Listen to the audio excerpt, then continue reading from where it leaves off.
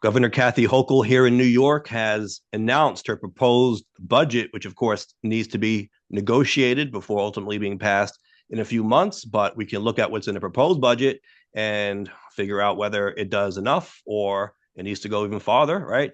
This is Nuance. I'm Mike Scala. I'm a candidate for the New York State Assembly here in District 23. I am an attorney. I am counsel to the Queens Link. I am a Queens County committeeman. I am the chairman of the board of directors for Queens Defenders. And I am joined, as always, by Jay Carter, himself a hip hop artist. I think I forgot hip hop artist. I'm that as well. There are too many things to list, Jay, as we've grown accustomed to here, right? It's too many things to list. But maybe above all, at this point, we are co-hosts of Nuance, and we're going to have some really meaningful discussion on the budget and so much more. So welcome, Jay. Also the chair of BLM Tokyo, right? A Wednesday morning resident of Japan right now. Sure, sure. Absolutely. So let me ask you this, because the question on everyone's mind right now is, Uh-oh. are you cold enough, or are you freezing yet, right? In New York, we have experienced the coldest day of the year so far. We've had snow on and off this past week. I mean, it really feels like not even winter in New York, right? It feels like maybe winter in, I don't know, Maine, Connecticut, right? Like a really harsh winter. Today was freezing. Went to the bank before. I had to run some errands. Yeah, way too cold. Is Japan experiencing similar? Well, yeah, in different places for sure, but where I'm at right now, the last 2 days has been cold. Like it's 32 degrees right now. I don't think it's going to get up much higher today, but 3 days ago it was like 50, 55 here. Um, so yeah, we got snow today and yeah, so that type of thing. So So it yeah, you went see from I'm wearing 50, a sweater. 55. Okay. From 50, 55 to snow. To 32, yeah, Yeah. it's been kind of up and down a little bit. Like there've been a couple of days where I mean we've had some snow, but it's usually gone within a day or two and then, you know, back up to like 50, 55. So, Okay. Listen, I would take 50, 55 in a heartbeat right now. I don't like this 20-degree weather. I think it was like no, 3 degrees it's way early this morning. Yeah, no, I'm not it's a winter ignorant. person, which is funny considering I'm running to have to go to Albany, right, for 6 months of the year. But one time I was in Albany actually because I've worked obviously in the past as legislative director and counsel in the Senate. Um, even though it is colder there on average, right? There are times when it snows here in New York City and not there. I experienced Mm. that myself where there was a storm, a blizzard, right, in the city. It might have been 14 inches of snow or something like that. And we got nothing. Like maybe it was just too cold in Albany to snow. But at that particular moment, I'm like, you know what? If it's a few degrees colder, I'll take that over being in a foot of snow right now. Right. Yeah, you can keep both of those. I don't need either one. Not a fan of the colder temperatures or heavy snow. Yeah, I cannot wait for the spring. Of course, when we get to the spring, we'll be more further along the way in the campaign, right? Which is exciting. We have been Right. outlining some of our policy, right, as the new year has emerged, and we want to make sure that starting with January, we were coming out with specific policy proposals. So I put out an article in the Wave, right, Rockaway's newspaper here, about Hmm. my thoughts and my suggestions, my proposals on animal rights, protecting animals, which is very important, right? For multiple reasons. Somebody commented that animals have better souls than people and they deserve protections, which I agree with sometimes, right? I mean, if you've ever loved a pet, that they're so pure, right? Their love is so unconditional Mm. that Well, they do dogs. deserve Let's be clear, dogs. dogs more than cats, I would argue. Yeah, but there are people Yeah, who yeah. will have all kinds of pets. That's a whole nother debate, right? But aside from that aspect of it, there's also the aspect, which I pointed out in my article, that animal cruelty is a known predictor of violence towards humans, right? So it isn't only just a matter of protecting the animals. It's also really a matter of public safety for humans, right? And there are Yeah. stats showing that even children who witness animal abuse are more likely to commit violence against humans when they Yeah. get older, right? So, it really is a big issue. Here in Queens, we had a tragic situation where someone chained dogs to the back of his car, really sick. I mean, who would do such a thing, right? And drove off with the dogs chained to the car. Awful, right? Terrible. So we really need to be doing more to fight back against animal abuse and animal cruelty. Um, Efforts have been made, but they're kind of happening on a county by county basis, right? New York City itself has some policy and some local law in place to address this, but in my view, doesn't quite go far enough. Statewide, I would like to see uniform law kind of addressing this, eliminating the need for this patchwork approach, right? Where each county does its own thing, New York City is doing its own thing. Let's have a statewide law on this, right? The big thing, I think, is the animal abuse registry. Now, some counties, as I said, are starting to do that. In New York City, there is a registry, but it isn't publicly available, right? You have to show that you work in an animal related business to access the registry, or if you're law enforcement, right, you can access it, but the public cannot. And I do think that there should be a publicly accessible registry, because let's say you are, I don't know, looking for a dog sitter, right? You're Right. trying to decide whether to leave your animal in someone's care. I do think that you should have the ability as a member of the public to access such a database to see if the person that you're going to entrust with your animal is a convicted animal abuser, right? Right. Currently, you can't do that in New York City. So that's a proposal I have to make that a statewide law, right? Anywhere in New York State, you have this registry and anyone in the state can access it. The other thing is, currently in New York City, there are background checks, or at least people are checked against the animal abuse list if they are to receive an animal, right? Like if you adopt a dog or an animal, right? Any animal, or if you uh, uh, in any way are to be transferred custody, right, of an animal, you are supposed to be checked against this registry. However, Hmm.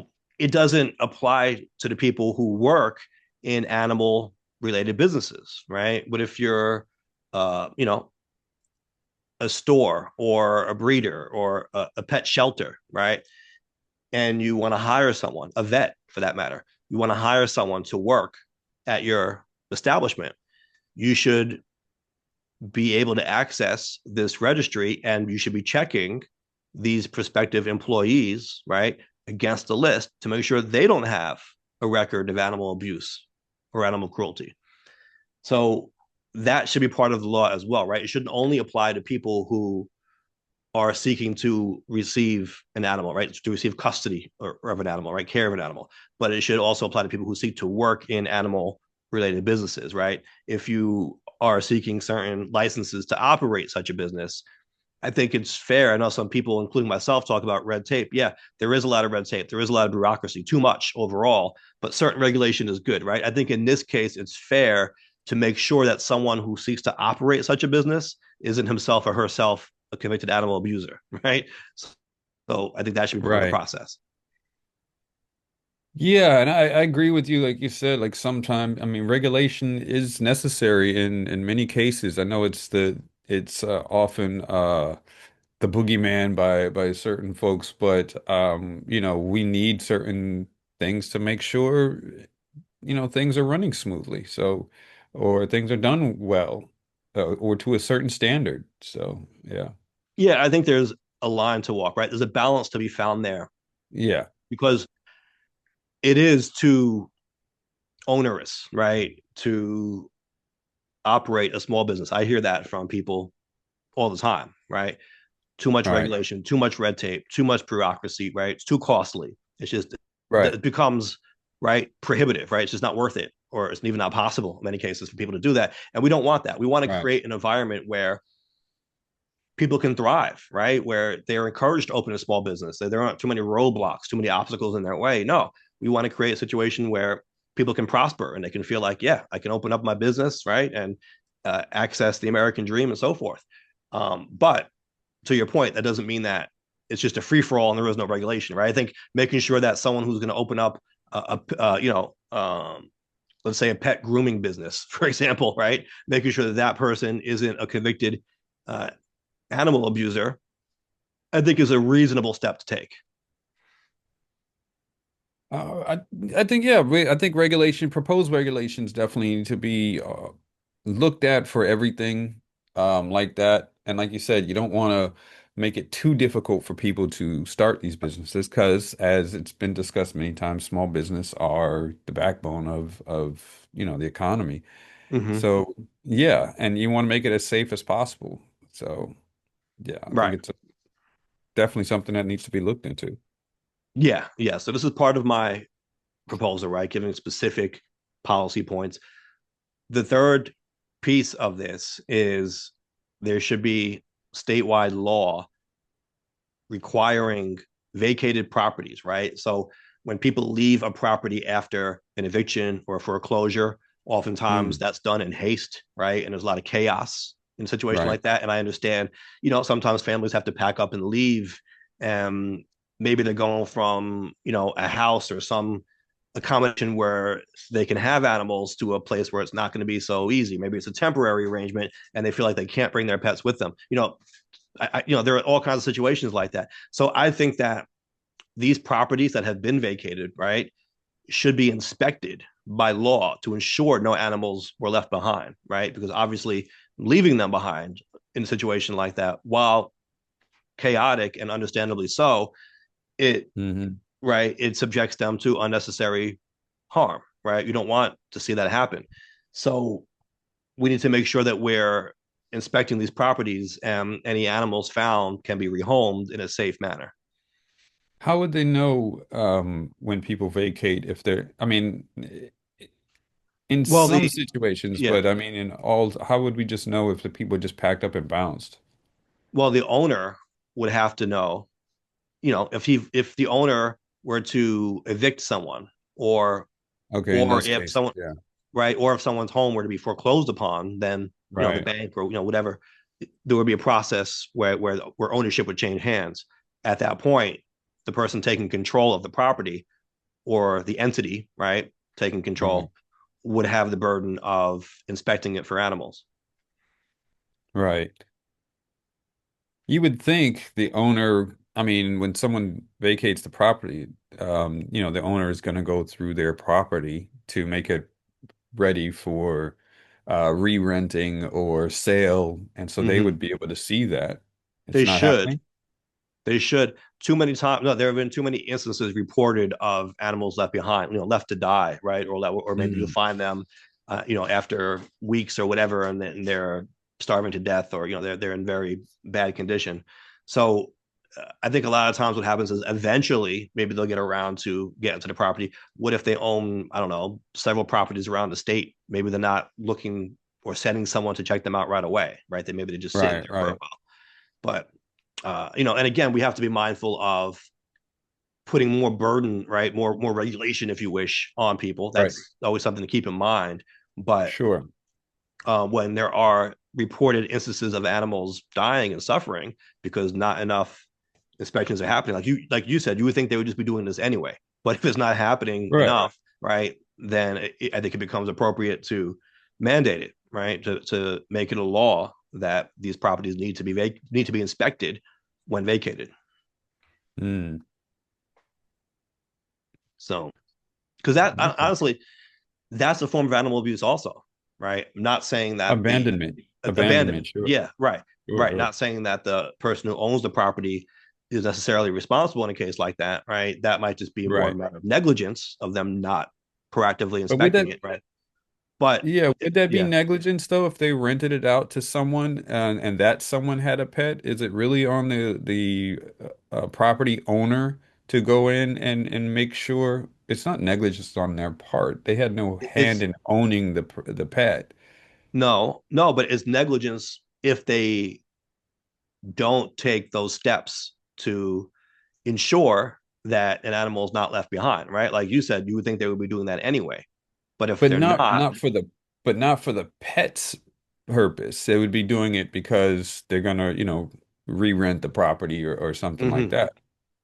Like right. But at isn't that point, it might that's be more too on the late. renter? It might be too late to find the animal at that point. Right. But wouldn't that be Yeah. more on the renter? I mean, I know they've bounced, so there's really Yeah. not, Yeah. you can't really come at them and say, hey, do this because Right. but And I think they can be held responsible for certain things too. Right. But that's kind of a Mhm. separate issue from someone now has this property, right, under their control, under their sole control at this point. Are they Right, ensuring that there are no animals left behind? right. Because in some cases, the person who was evicted, let's say, right, or if there's a foreclosure, they could be out of state. They could be anywhere, right? They, like you said, they just leave, right? Yeah. But Yeah, yeah, yeah. right, but what happens to that animal who's now still in New York, right, or still in that property? The property owner could be out of state also too, though. They could be, but they have a Yeah. responsibility to manage their properties, right? Right. Yeah, yeah. Yeah, I mean, it's part of the cost of business, so to speak. They don't have to physically go come Mm. themselves. They can have someone come and inspect the places. Mm. Yeah. So these are all bills or parts of bills, right, that have been proposed. And so, I'm kind of looking at what's out there and what makes sense and what I want to lend my support to Right. in this particular area. And so, these are kind of like, three of the prongs, or three of the ideas, I guess, that have been out there that I said, okay, I think these make sense. Can we combine them right into one proposed bill, or even co-sponsor bills that are out there that do that? Of course, Right. we can differ on the exact language that's used, right? Or maybe we think, oh, certain ones go too far in terms of the penalties, or maybe not far enough, or what I mean. Like, we can go into those details, but I think these three policies, right, are good ones to pursue, broadly speaking, when it comes to protecting our animals. Right. So that Mhm. was my proposal for protecting animals. And I think, details aside, right, the finer points aside, it's just an important priority, right? It's something that we need to be focusing on more as a society because, like I said, it's a public health issue, right? It's a predictor of violence against humans. But more than that, our animals, our pets are our best friends, right? And I think there is more of a move over the past few years to start classifying animals more as family members than property, right? Mhm. Historically, the law has always treated pets just as property, the same way any other piece of property would be: your clothes, your shoes, a handbag, right? any other item. The law would consider a dog or a cat or any other pet in the same regard, right? Right. This microphone, right? It's and I think a lot of people who own pets and who love animals See them very differ. differently. Yeah, they differ with that. They look at It's animals more family as members to them. family members, right? Right. And so I think there's been more of a movement over the past few years to have the laws reflect that dynamic better, right? Obviously, you're not gonna treat. I mean, some people might be mad at me for saying this, but legally speaking, let me say, right, the law is not going to regard a dog or a cat the same as a human being, right? But that Currently. doesn't mean. Say it again. Currently. Yeah, and I don't look. I don't think it should quite go that far. I look, when I ran for office, I ran for city council.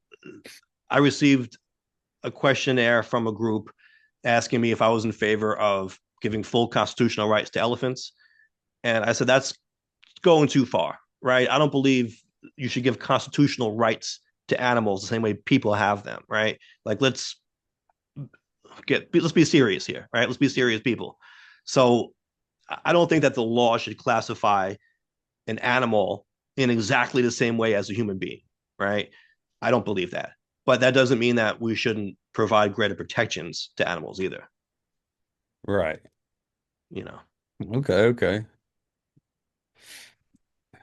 Constitutional rights to elephants is interesting. Yeah, yeah. They're talking about freedom of movement, that's a whole different Yeah, yeah, conversation, yeah, but yeah. it was like, the anti-zoo folks, and they were saying that they should have the freedom of movement just like people do, and so confining them to a zoo would be a violation of their constitutional rights. I mean, if that's the case, you really couldn't keep pets at all. Any pets. Right. Because then you're keeping them, people keep them on leashes and cages. They don't have freedom of You would movement. have to ask them for their consent to be put on a leash, I guess. Yeah. Hey, Yeah, Fido. no, so some of the stuff goes too far. Let's be real. All Uh, right. yeah. So, with that being said, right, speaking of going too far or perhaps not going far enough, the governor's proposed budget. Yes. It has been noted that this is an election year. Governor is up for re-election. She faces a primary challenge as well as a general election opponent should she be successful in the primary. And some are offering the opinion that is why perhaps her proposed budget this year doesn't seem as risky, right? Or as controversial, right? As edgy, if you if you wish, as Hmm. ambitious, right? It seems like she's playing it safe. Now we can debate and discuss whether that's even a good political strategy, right? When she's up for reelection and she's facing challenges from the left and the right, should she be playing it safe or should she be trying to be more ambitious, right? And I think separately from that, we can talk about whether that should matter, right? Because while she may be looking after her own political interests, what does that mean for New Yorkers across the state who need reform potentially, right? Or need certain shortcomings to be addressed and may not be getting that because of the governor's apparent uh, political soft stepping here? Hmm. Yeah, I mean, I think that's it didn't, isn't that kind of like the I want to say game, but also the strategy that a lot of politicians use when they're up for reelection, trying to secure that win, and so they kind of pull back a little bit, or they try to adjust, maybe not even pull back, but they try to Right. adjust to make sure that, or to try to assure that they win the next time. Is she really doing anything different in that regard? Well, you mean different from how other politicians do it? Yeah, yeah. Just it's like, like I you think there said, are there's different she's got, approaches to take, though. Just because it's an election year, does that mean you have to play it safe? I mean, some people would advise you to go balls out on election. You know what I mean? To do more during an election year yeah, to try to inspire the voters more. You know what I mean? So that is a strategy you can pursue, right? Is it the right one though? I think that's worth questioning. And right, again, should that be top of mind? I mean, shouldn't serving the people of New York be the top priority in spite of whether it's an election year or not?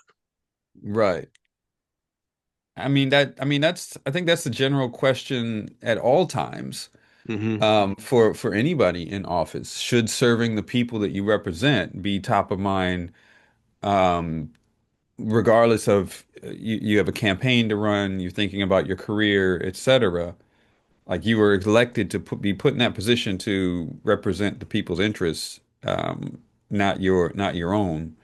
I think Yeah. that's a common question people often, or yeah, the struggle, I guess it's often seen with politicians.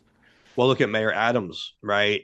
He was critiqued for doing all he could to stay out of trouble, right? Himself. And, right. And what ended up happening? Maybe he did certain things to keep himself out of trouble, but Right, people living in New York City kind of got the short end of right, that deal, right? right. So Yeah.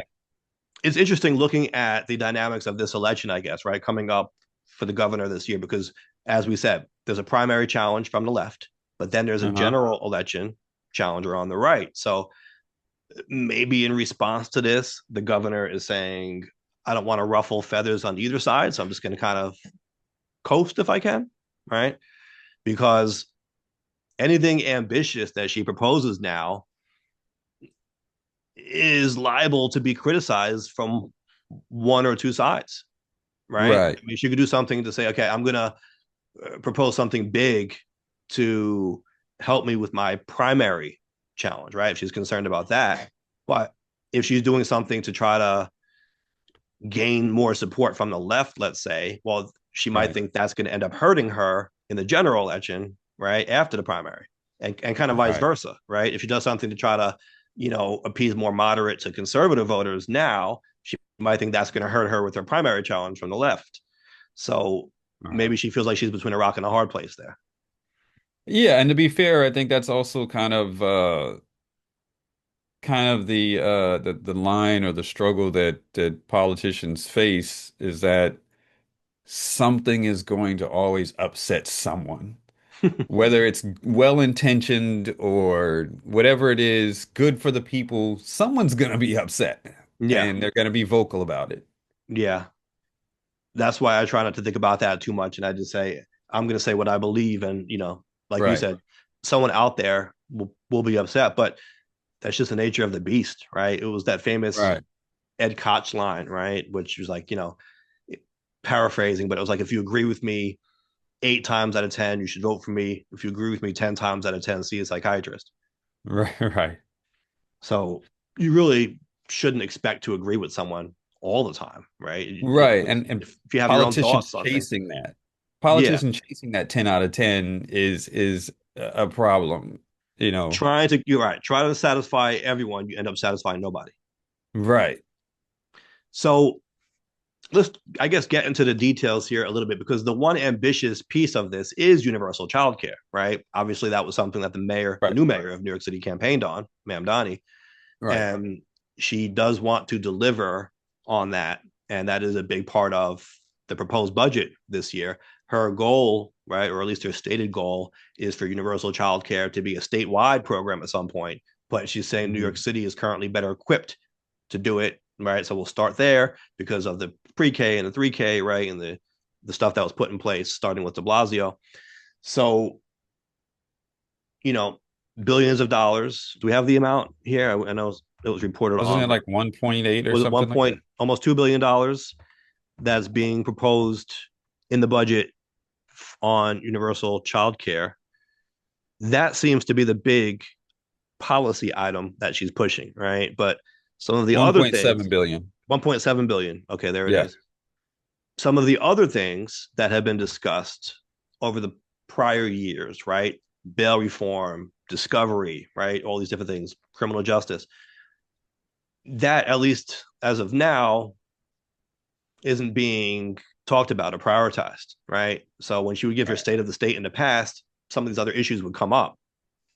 This Right. time, that wasn't there, right? Universal child care seems to be the thing. Now, let's give credit where credit is due from a political point of view, because we did just say that she's being very cautious, but Right. this is something that is ambitious, right? Maybe uh, some of the other ambitious items that people would have liked to see are not there now, but this in itself is an ambitious plan, right? Let's not act like it isn't. Whether you agree with it or not, it's a big thing to propose, right? Right. And it is something that I think enjoys more support from the left, especially given that it was a signature proposal of the new mayor of New York.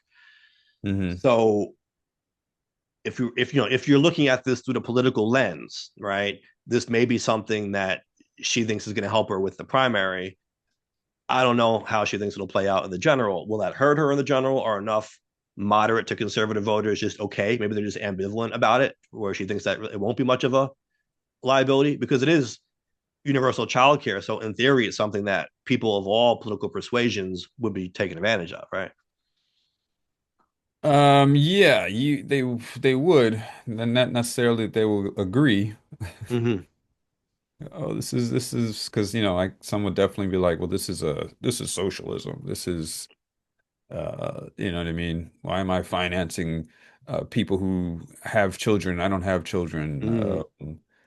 Mm. So not everyone's going to agree on those tips, Right, but right. par But for the maybe the course. calculation is if if they start using it themselves, how much can they end up really hating it at the end of the day? Right. You know, it is interesting, or or is it just a matter of her thinking she only has X amount of political capital, right? Forget about the Mhm. money it's going to take to fund the state, right? Forget about the actual budget of the state, but just the political spending on this, right? Maybe she thinks that she can only push for so much, right? And Right. so, if she makes this her big item, maybe that will placate enough folks for her to win the primary. But you know, Hmm. she's not gonna get greedy and do this and something else that's ambitious, right? She's gonna say, this is what I'm gonna focus on right now, and make that kind of her signature item this year. But there are, look, there remain, I think, other issues that need to be addressed through the budget process, right? Bail reform keeps coming up year after year, and I keep saying, it isn't smart Right. to handcuff judges. That you need a better system for that, right? The same people, when people complain about crime going up in certain areas, we find it's the same people reoffending. It isn't like everyone out starts committing crime. No, the same people keep doing it over and over again, and they end up back on the street, right, to do it again and again and again. That is something that needs to be addressed. Of Mhm. course, that isn't only up to the state to do it, but let's be honest, bail reform has been a big part of that. So, I think leaving out kind of that public safety component, leaving out some of these other kind of big ticket items, even criminal justice reform, broadly, and just focusing on childcare. It's a move that she's making, right? It, does it do enough to help New Yorkers, right? To give us as people living in the state the help that we need right now? I don't know, Hmm. but it's important to note this is why there is a negotiation, right? It isn't like the governor just announces the budget, and so it shall be. No, she's proposing a budget, and we're in January. The budget is supposed to be due the beginning of April, right? We see sometimes now that's not always the case, but there's a process, right? There's a negotiation that happens over the next few months where both houses of the legislature have to come to terms on a budget. And so the items that are missing, I know, will try to make their way in, right? The senators, the assembly members will try to negotiate their priorities into the final document. And so what Hmm. ends up passing will look a lot different from what's being proposed, but what's being proposed kind of sends a signal to everyone as to what the governor is thinking about, right? And where her priorities currently lie. Right. So, okay. So, what are your thoughts on universal child care? I know we talked about a poll question on this subject, right? And in particular, whether the state should be subsidizing everyone's childcare, right? Because obviously, for those who need it, it's a very helpful thing. But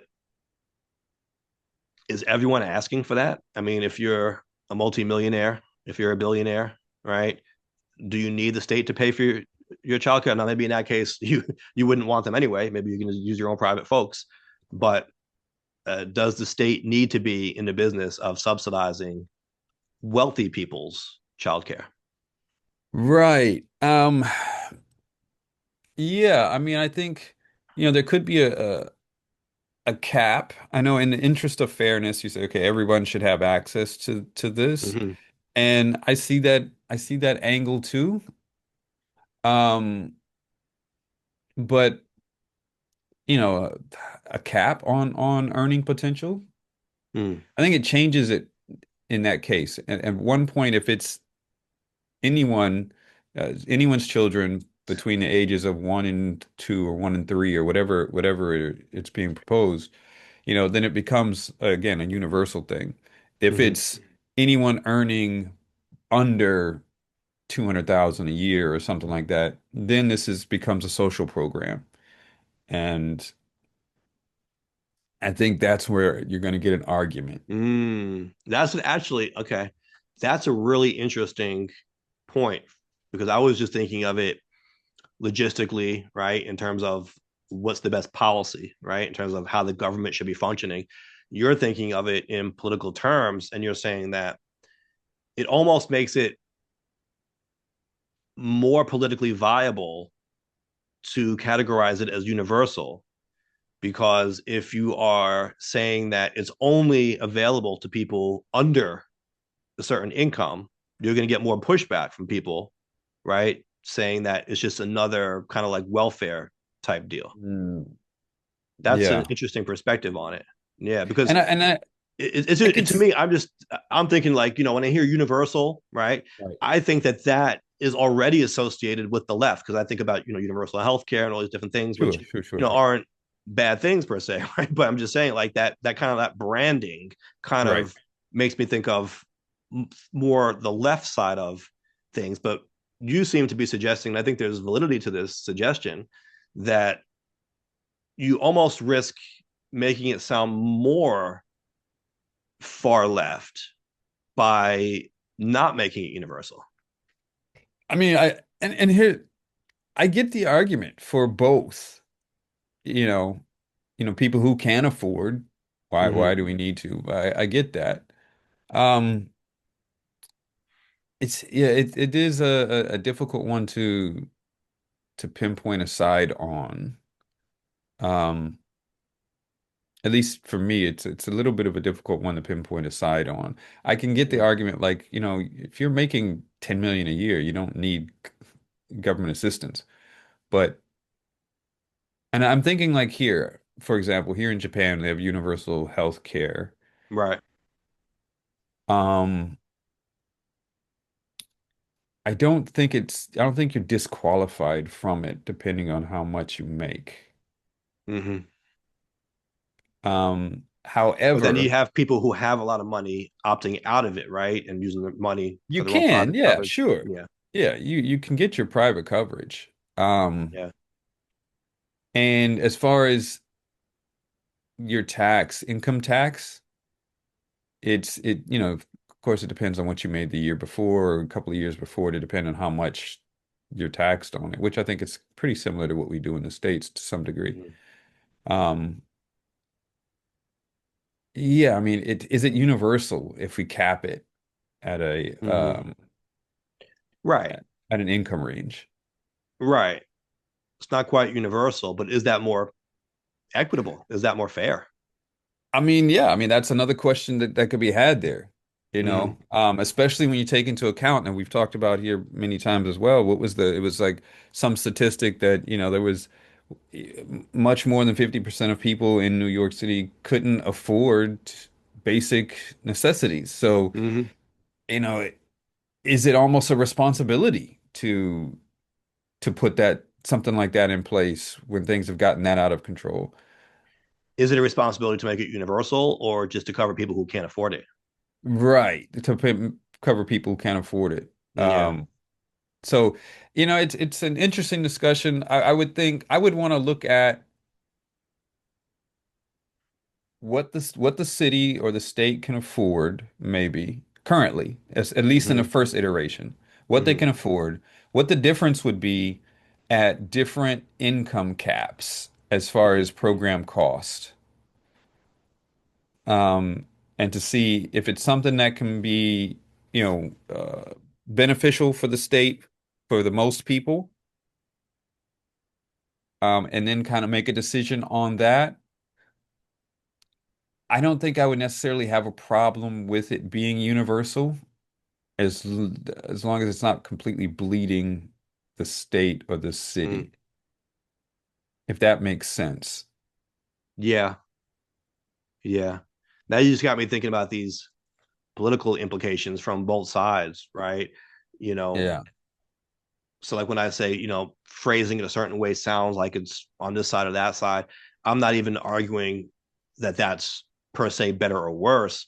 I'm just Right. thinking of the political realities, right? In terms of getting something passed and right, surviving the political blowback you're going to get, right? Right. Surviving the criticism that's going to come your way if you cast policy in certain ways, right? Right. Obviously, the governor wants to be able to get this passed, and she wants to be reelected, right? Those are those are her goals, but it's very interesting to me, right? Because again, I was always thinking of this in terms of, well, universal, and plus the fact that this was a Mamdani signature proposal, right? Like that was going to make Right. this all seem like a very progressive slash leftist thing to do.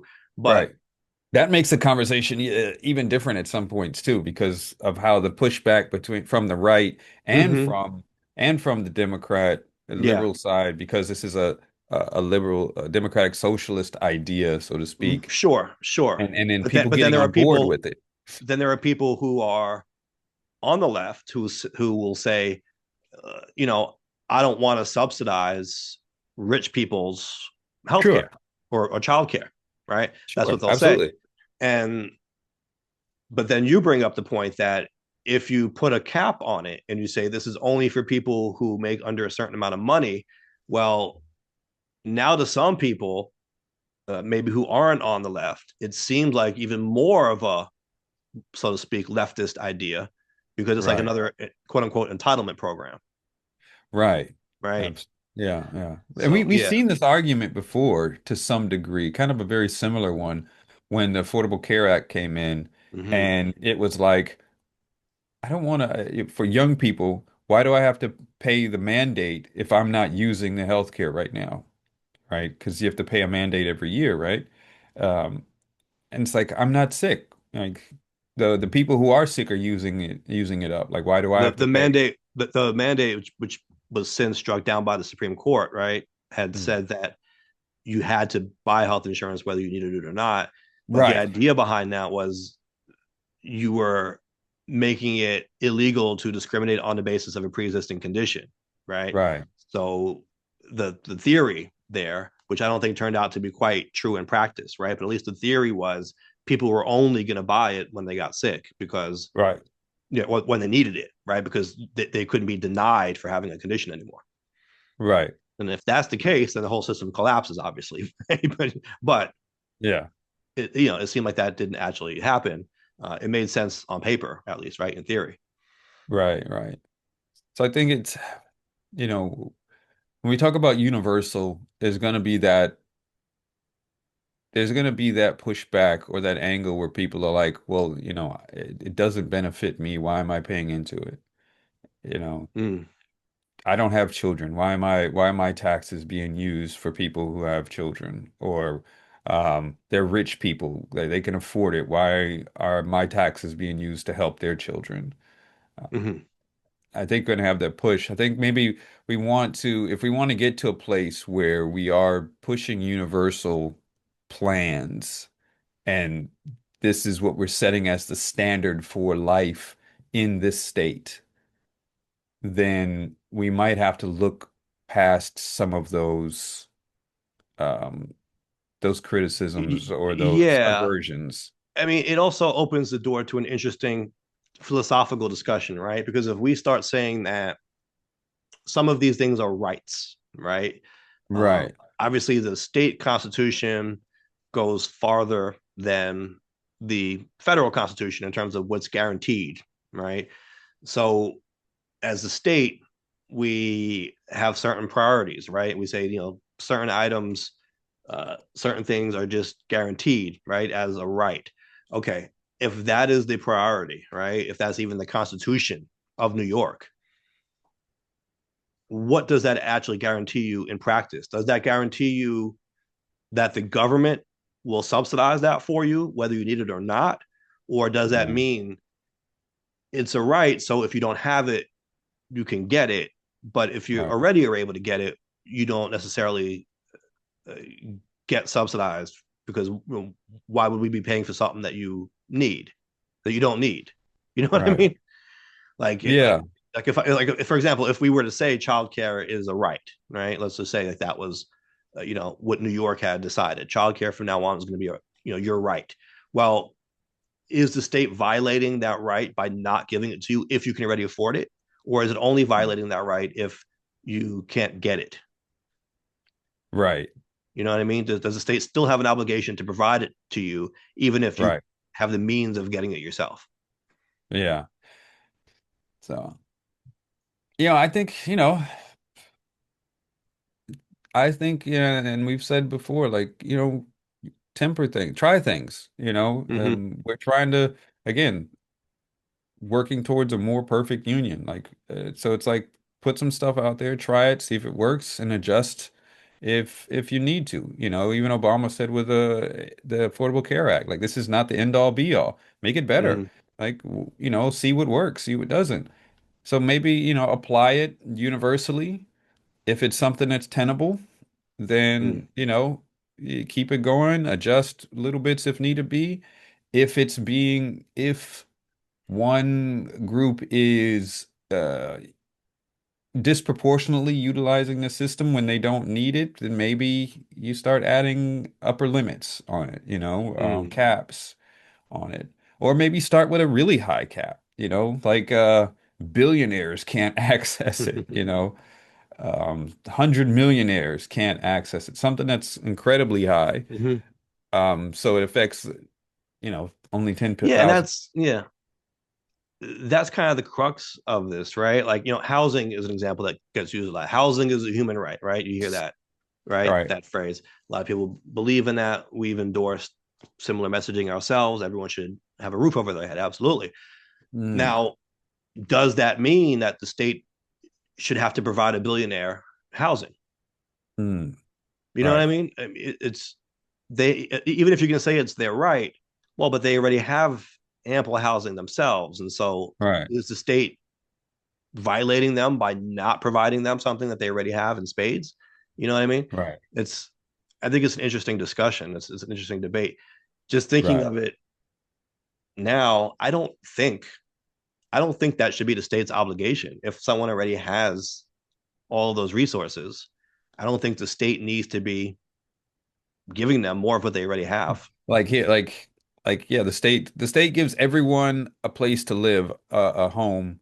And that's everyone. This guy's got 12 homes Yeah. across the country, and he still gets a state home as well. Right. Let's add Right. that to his collection. Yeah.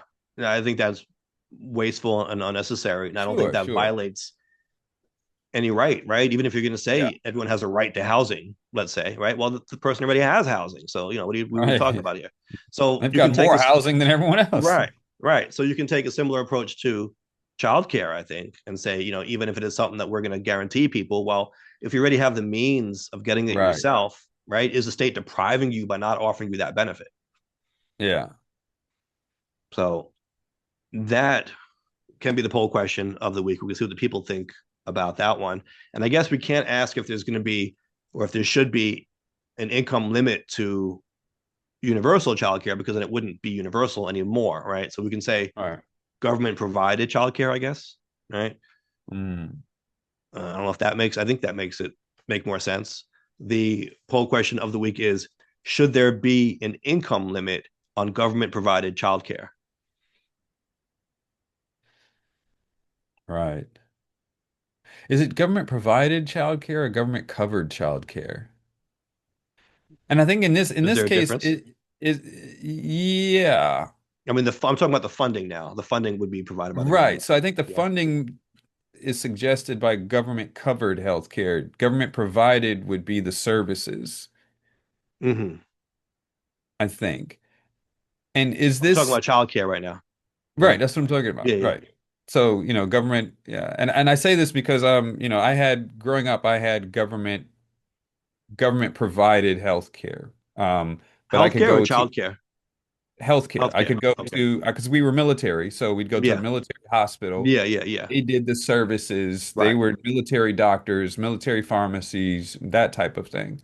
Um, and so that's the Yeah. distinction that I see. If I went to a city hospital, then government covered healthcare would be my government insurance paying for those services.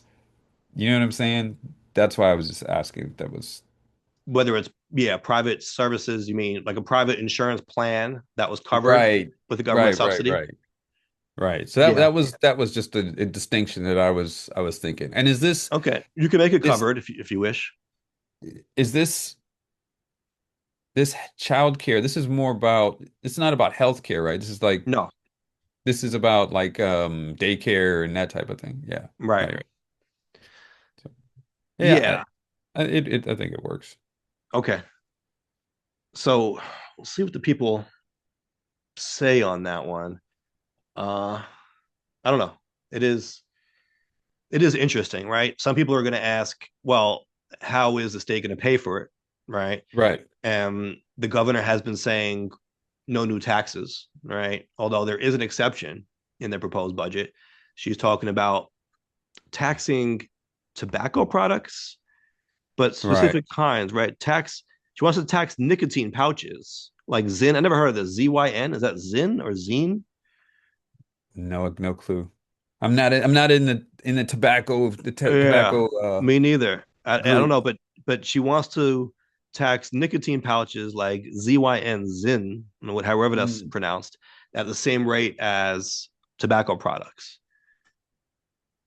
So last year, the legislature did not approve a ban on the products, and so I guess this is Mm. a priority of the governor's, right? She's saying, well, if we can't get the ban, we can at least Z1. tax it at the same rate as tobacco. Okay. Yeah, it's a Swedish brand of tobacco-free nicotine pouches that you put between the lip and gum for nicotine absorption, and they have different flavors. Yeah, that Okay. doesn't sound pleasant at all. No. It's like But was it the old the what they call them? The snuff pouches? Not snuff. Was it I don't know. the chewing tobacco? Like the baseball players would you? Yeah, yeah, they just put it between a gum and the lip. Yeah. So apparently this Instead is of some it kind just of raw, it's in a alternative, yeah, instead of raw, it's just in a pouch and it's got flavor added. but it's tobacco free. It's nicotine, but it's tobacco free. Right, tobacco This free one. with nicotine. Yeah, So, yeah. But something a similar kind of product. She wants it to be taxed the same way. um, listen, I'm with it. Yeah. Now I don't know how much revenue and that sounds like a very niche thing. I don't know really what that is gonna provide revenue wise, but it seems like what she's doing here in her proposal is saying we're going to allocate this 1.7 billion to childcare, but instead of raising a ton of revenues, we're going to just basically cut back on spending, or at least not spending on other things, right? Focusing our spending more in this department. Right, and I That's think why we're listen, seeing the budget, right, absent of some of these other things that people were expecting in there, were part of the discussions in prior years. Right now, it is like a right, move away from that and say, well, we're going to be more focused on this. right, and I listen. I think it's. I don't think it's a bad idea. Let's get the tax revenue from these things and put them to good use, and then adjust budgets in other areas so that they Mm-hmm. can go to places that may need more help. Do you think also, if we're thinking about this from the governor's perspective as someone running for reelection, do you Mm, think maybe the strategy here also might be, instead of trying to include several policy items in a budget that we can then take credit for during the election campaign, right? mm, Maybe it's an easier sell to have one big kind of sexy thing in there, right? Like childcare. This way, when she's running for re-election, she can just say that, like, I delivered on childcare. I delivered on child. You know what I mean? As opposed to right, having to say like, I did this and this and like a little bit of this, a little bit of that, a little bit. You know what I mean? Like it's like a little bit more scattered in a way, right? right, Like if you say, we're going to take this approximately $2 billion and put it into childcare, as opposed to saying we can take this $2 billion and spread it amongst like 12 different things, right? Maybe there's a thought that campaign wise, it's actually more beneficial to just be able to campaign on like one major thing. sure. I think it's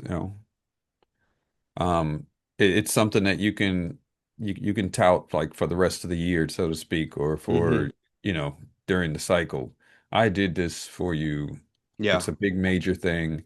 And listen, this is not something that has small implications. Right. This helps a lot of people. and I that think that so too. pays I off think so too. dividends Yeah. um, in a variety of ways. If people aren't, I mean, childcare is kind of ridiculous in the cost, and it's costing as much as a single salary itself. Hmm. And if that frees up the money for uh, citizens to use elsewhere, I think it pays off dividends in a variety of places. No, I agree. I agree with that. When we're talking about helping people get more money in their pocket, right? Creating economic growth, right? Economic prosperity. You Right.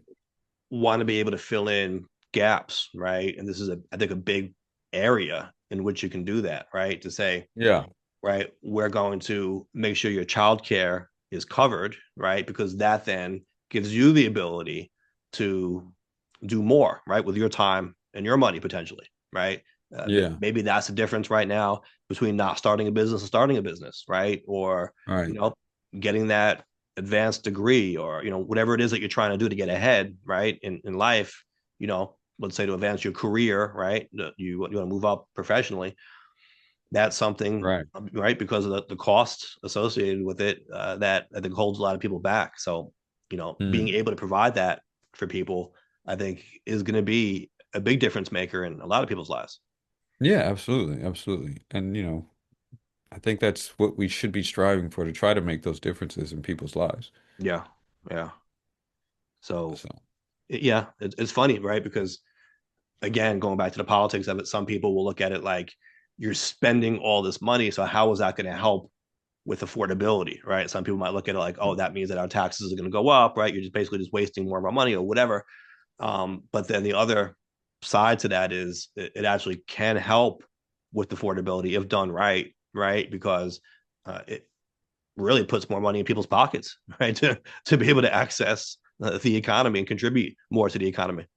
right, absolutely. So, and it doesn't, if you're doing, budget reassessment and Mm-hmm. reallocation, then that doesn't mean necessarily the taxes will go up. You're just going to, you know, reduce Yeah, funding in some areas that right, may not need it any longer, right? And move it to places that could use the extra right. help. And So, yeah, and I think that's exactly. what we It need doesn't to even be. mean right. It doesn't even mean that the budget overall is going down, right? I mean, we know over time the Right. budget always goes up. You can look at that graph, right, and you can see it's only going to go Right. up in time. But to your point, right, it's just a reallocation of priorities, even, right? It's saying, um, we're not going to be spending on all these other things maybe this year as much because we're focused now more on this. Right, right. So, But I think that still does leave the very valid question: is the budget doing enough? Right? I mean, if you are all right. kind of putting all your eggs in this basket, are you leaving too many holes elsewhere? Right. So, Well, I mean, yeah, I mean, does can raise that point, but it doesn't sound like maybe she's not proposing cutting those places where those holes are. And there's probably still some well, funding there, but maybe there needs to be more attention put there. yeah. I mean, I'll give you an example: public safety, right? Yeah. If you're not talking about bail reform, basically what you're saying is the laws are just going to continue the way they are. Well, if it's a priority of yours, that's something to be done about them, right? Right. Well, that's kind of taken the back seat to childcare this year, it seems. So I guess it's a matter of where your own priorities lie, but Right. that would be an example, right? Potentially of the budget basically allocating money to one thing at the expense of something else that you might think is more important or just as important, but it's being overlooked. Right. Yeah. So this is why we have legislators, right, who are able to push back and be part of those negotiations. Although notoriously in New York, they say that the three people in the room hold all the power, which is the governor and then the heads of each legislative body, right? The Speaker of the Assembly, the Majority Leader of the Senate. Although I'll say that in my experience, while it is true that they play an oversized role, perhaps the individual legislators do have a voice in this, right? I've seen it even recently, when I was trying to get money into the budget for Queens Link, right? Hmm. That might not have been proposed by the governor, right? In her proposal at the beginning of the year, but you have local legislators who say, no, wait a minute, this is important to us, right? And it's a matter of political capital, right? Obviously, you know, one out of 150 assembly members isn't going to be able to get everything they want into the budget at everyone else's expense, right? No, there's a negotiation. So you've got to kind of figure out what's more important to you, but you are able, generally speaking, to get certain things in there, right? Like, for example, the rebate for the Cross Bay Bridge toll, right? Right. That had to be negotiated and put into the budget. So there are things, and these might not be, $2 billion spend like you see the governor proposing, but you do have room as a legislator to negotiate, right? And to try to shape the budget more to your liking, right? So Hmm. it's it's a process, right? And that's why it takes a few months to get done. Right, right, right. So, okay, all right. Well, what else does she have here? I Well, think that we seems to be it as far as major ticket I th items are concerned. I think one thing it's probably worth mentioning, the article does point out that they're expecting a $10.3 billion decline in federal aid. Yeah. Um, Now this points to pandemic era funds and other support running out. Um, that's not a small drop in aid. No, no. So, And that's you going know, to affect health insurance, healthcare, right? right, Yeah. as someone who manages budgets, or even businesses or something, suddenly losing a massive point of funding like that is is going to be difficult to kind of deal with, and Hmm. especially if you're trying to propose new options, new things. So, Right. um, Right. That's also part of the reason why tough choices have to be made in terms of priority, right? yeah, yeah. So Yeah, it is. You're that's a right. big It one. is tough to to go out there and say, we want to pay for all these fancy new programs when we're losing $10 billion from the federal government. Right. And then, I mean, look, listen, we just talked about the health care, the child care, and that's a $1.7 billion proposal. They're losing Mm-hmm. 10.8, 10.3 billion, right? a 10 point, what is it, 10.3? Yeah, Like, that's a significant chunk. yeah, So it's not going to be, it's not going to be an easy task. right. So, So, what approach would you take if you were the governor? Do you think you would focus on signature policy proposals at the expense of doing everything else that you might want to do or you think needs to be done? Or would you kind of spread the budget around a little bit more, even if it means not being able to tout maybe one or two major accomplishments?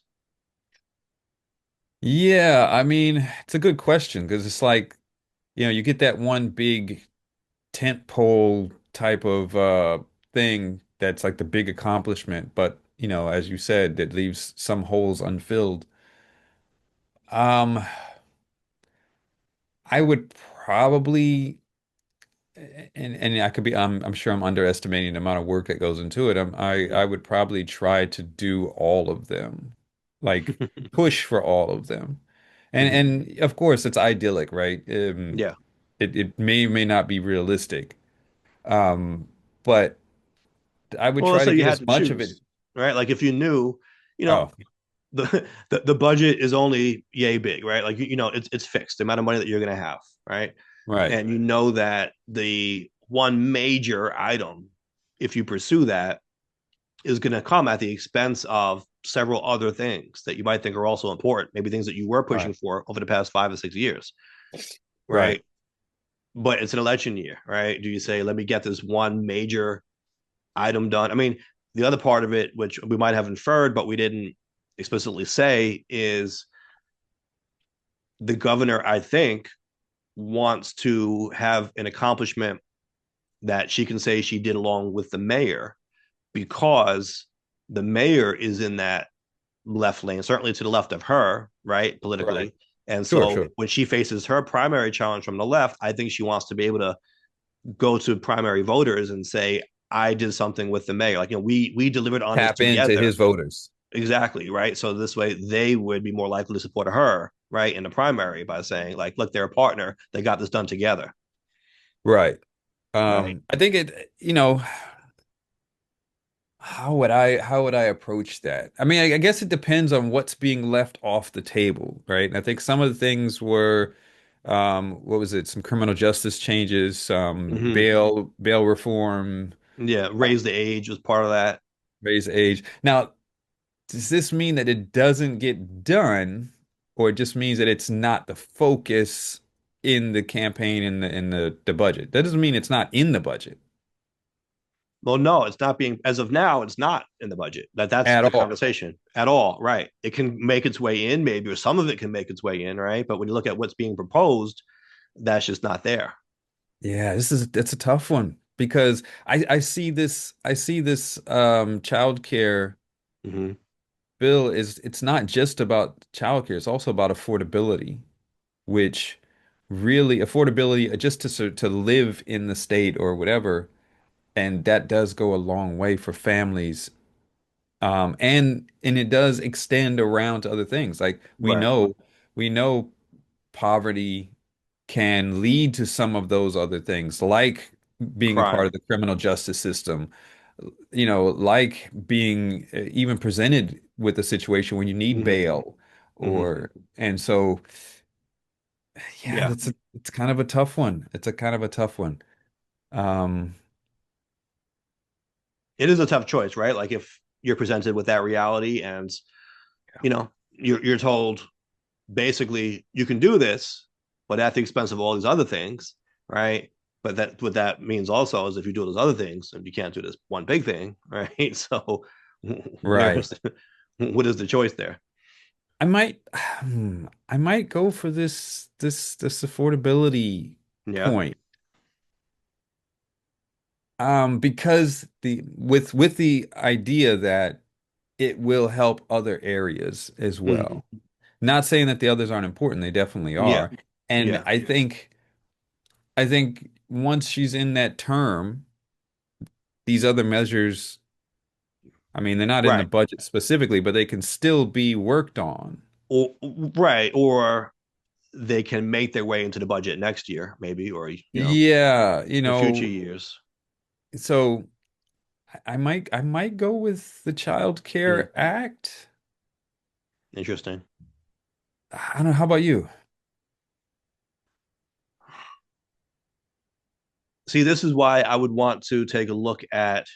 Yeah, you need more info. You got to have more data. It's a tough. Yeah. See, I'm already thinking, is it a waste of money, right, to cover people who don't need it, right? Because you Sure. would say you'd want to do it all. Well, okay, if you can't do it all, in terms of, you can't do the universal child care and these other things, maybe you can do a form of childcare that doesn't subsidize very wealthy people's childcare. Maybe, right? This is the data that you have to look at, Right, and right. then take that savings, right, that you were using to subsidize the wealthiest people's childcare, and put Right. that towards some of the other things, Possibly.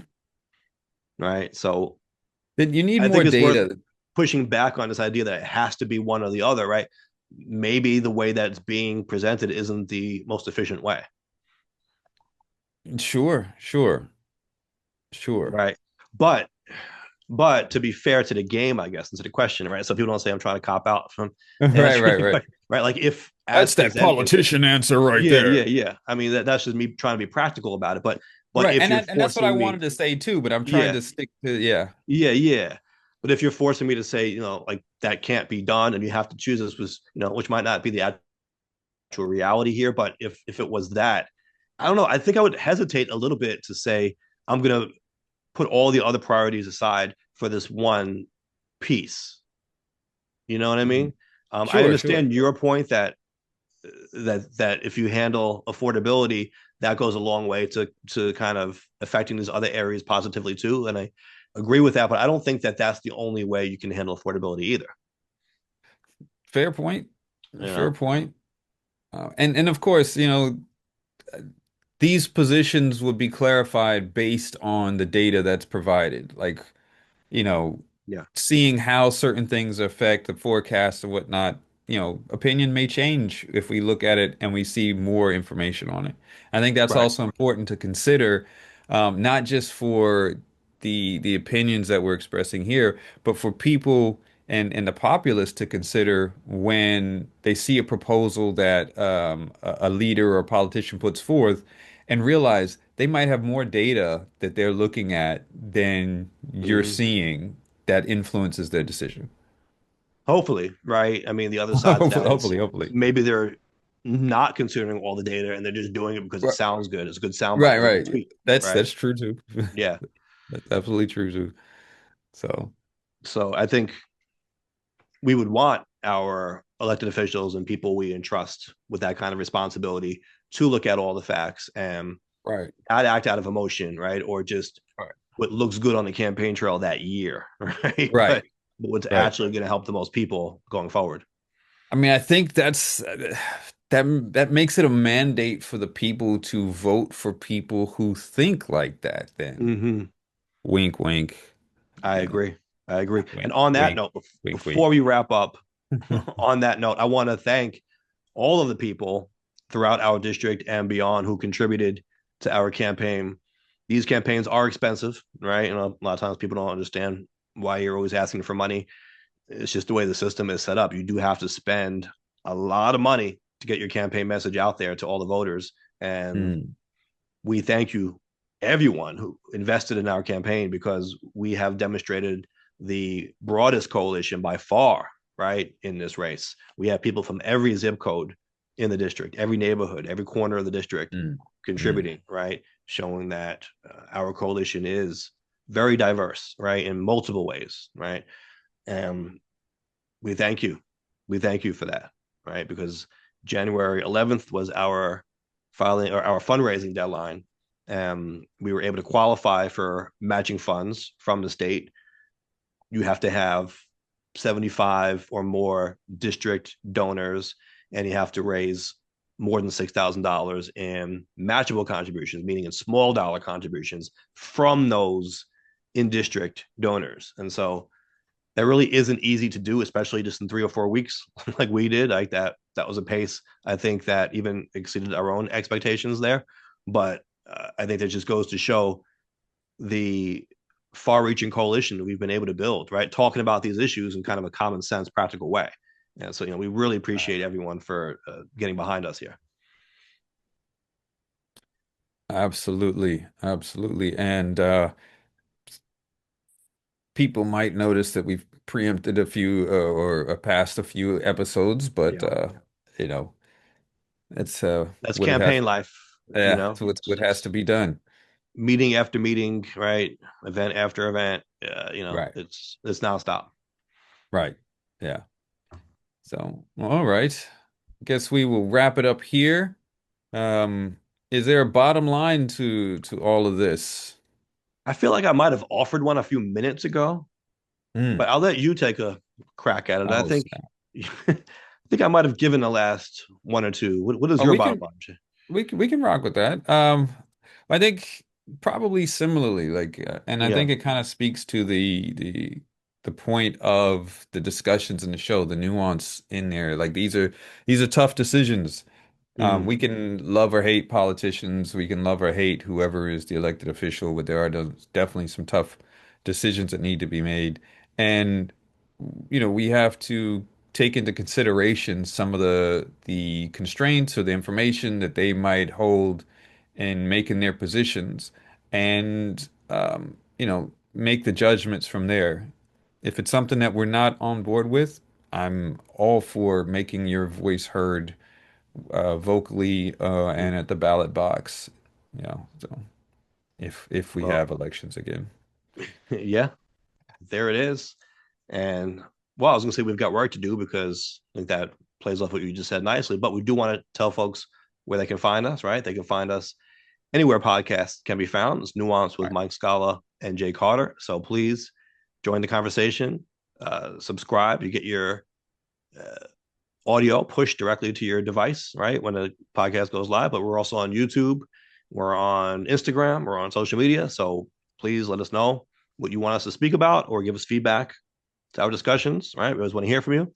And with that being said, we've got work to do, and we'll catch you next time, whenever that may be. Have a good night.